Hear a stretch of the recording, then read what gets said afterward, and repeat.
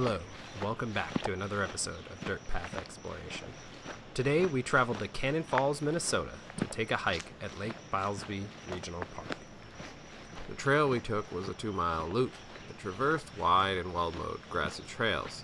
The hike took us about 40 minutes to complete and was essentially flat for the duration, making for an easy, albeit flat and sunny hike. The trail starts just across the road from the campground and quickly dives into what appears to be an old field that now has some young trees growing in it. It'll take a number of years before this turns into a large forest, but the trees are growing, and for now it's a peaceful and sunny walk. There are numerous crisscrossing trails. Towards the last section of the trail, there was a small, narrow path that led to the right from the large, wide trail we'd been on. It led to a heavily shaded area with significant overgrowth, but still a distinct, if slightly narrower path.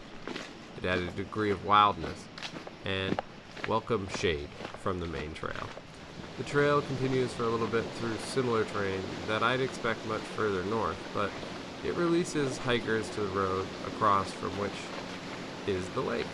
The trail from here is perched atop the opposite side of a ditch, affording a pretty decent view of the lake on the other side of the road. There's a pretty decent splash pad back at the parking lot, which I use to entice my young hikers to keep up. It's got several sprinklers, and the coolest section is a sort of concrete river that snakes through the plants, separating it from the lake and the lower beach section, which the kids thoroughly enjoyed going down as a sort of gauntlet of water to adventure through. My favorite part of this trail is that it was wide and open, and I saw little rabbits frequently throughout. Made for a leisurely and peaceful hike, although it was open to the sun, it allowed a nice breeze to run through at parts and kept the bugs down to a manageable level. The little bunnies we saw throughout the hike were cool.